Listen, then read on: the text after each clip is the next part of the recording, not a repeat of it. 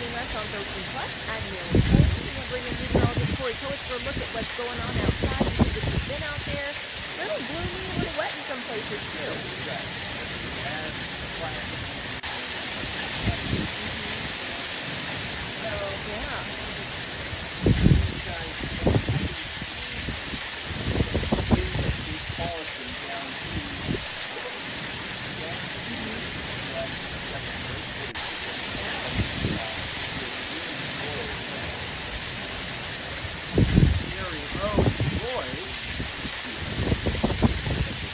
Great stuff. Inside hail flanking there on the ground. So yeah, we saw some action with some of these showers. Here's a current look of the radar. Dying down in terms of, I suppose, how widespread it is. Not quite as widespread as what we saw earlier, as well as the fact we're not seeing as much of that storm activity. And many spots to the south and southeast are saying, where's my rain? And to the south in Santa Cruz County, in southern and southeastern Cochise counties like Bisbee, Douglas, Sierra Vista, Nogales, they just haven't seen a ton, mostly to the north, where we're seeing some of those showers, moderate rain with that darker green and yellow, pushing its way through I-10 in Cochise County, Benson, through Bowie into New Mexico, so be wary on I-10. And in Tucson, we're seeing that next batch of rain moving its way through, maybe even heavy at times with some of that orange there, as well as for areas Tucson and mainly to the south, Sahuarita, down I-19 and Green Valley starting to get in some of that rain very, very soon. But this does seem to be mostly our last gasp here for today with some of that rain. We're adding on to those rain totals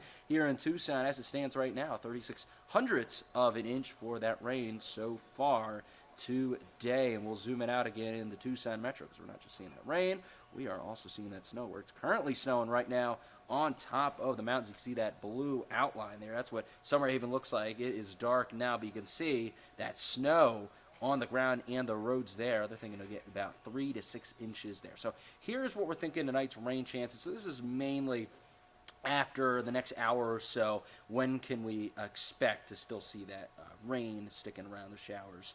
And mainly showers there. So about a coin flip in Tucson after this batch of rain moves its way through, that you'll still continue to see some of that rain with that future radar working in the background, up to a 60% chance up to the north in Oracle and Marana, but overall a lot of spots, a little lower, 30-40% chance, down to 20% chance in a place like Douglas. So let's time it out now using that future first alert radar here by 9 o'clock, thinning out for the most part. By midnight, we're still seeing a little bit of that scattered shower activity sticking around, maybe even through the morning tomorrow, still hanging on through the afternoon, and then really quieting down for the most part by the rush hour tomorrow, dinner time mainly to the north, and really quiet by the overnight hours tomorrow. So here are the odds that you'll see that rain tomorrow.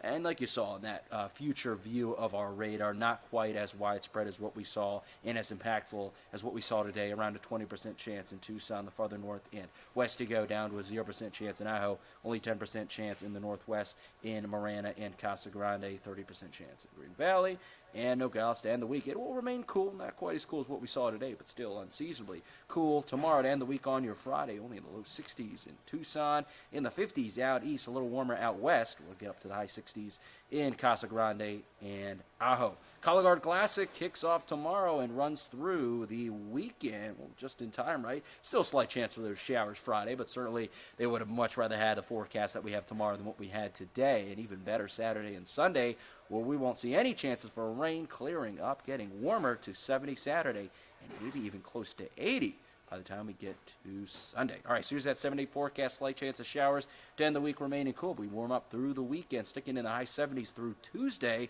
So we're watching for that next system, possibly by the time we get to late next week. All right, Corey, thank you. Lots of eyes on the forecast tonight and throughout the week. For sure. All right. Well, let's head on over to our news section of this cast today. We've been telling you about valley fever all week, especially when it has to do with humans. But what about valley fever and your pets? Our Rebecca Taylor has a look at what's going on with that. Unfortunately for dogs in Arizona, nearly all are exposed to the fungus that causes valley fever. The good news is about 70% of dogs successfully fight the infection with their immune systems, but about a third will develop valley fever and require medication. Valley fever in our area is incredibly prevalent. Dr. Randy Aronson is an integrative veterinarian in Tucson. He says signs of valley fever in our pets include a dry cough or choking, lack of appetite, and being tired. These signs typically develop a few weeks after infection. Sometimes the disease will go quiet and owners won't see those or aren't picking those up, and then it has the ability to get into the body and go just about anywhere. We've had it in the brain, we've had it in heart, we've had it in kidney, very common in bone. I noticed it on a Saturday morning. He did early morning, one cough, which was abnormal. And then the next day I heard it again. He would not eat kibble, but he only wanted wet food. And the wetter the better, so I had to add a little water to it. Michelle Robnett didn't take any chances with her dog Rascal, a 12-year-old Bichon mix. Robnett works at Paws Veterinary Center and brought Rascal in. They checked him at first, not sure if it would be kennel cough or not, but they checked him for valley fever, and it was definitely valley fever. Dr. Aronson says valley fever doesn't have to be a death sentence or a lifetime of medication. If diagnosed early, most dogs like Rascal will have a 6 to 12-month recovery. Probably was on the medication for 11 months, and then everything was gone. No more valley fever. Dr. Aronson is also treating a number of cats with valley fever. They're exposed to a lot of the same spores through open windows, even screened windows, HVAC units or evaporative coolant units. So they get the same type of exposure, and people aren't aware of it, but we've seen enough of it that we're pretty much on tune for looking for it. Scientists at the University of Arizona are working on a vaccine to prevent valley fever in dogs and are hopeful to do the same for people. Until it's cleared for use, is there anything pet owners can do to limit exposure? People always ask that question, and the answer is a dog and a cat need to be a dog and a cat. And so it's very difficult, like, to tell somebody, don't let your dog dig outside, don't let your cat go near an open window. So as long as they're feeding really high quality food, helping them with supplementation, that gives their immune system the best chance that they're going to fight this. Valley fever can have a severe effect on a pet's quality of life and can be costly to treat. That's why veterinarians say testing and early diagnosis is key. A test is about $100. For 13 Plus, I'm Rebecca Taylor.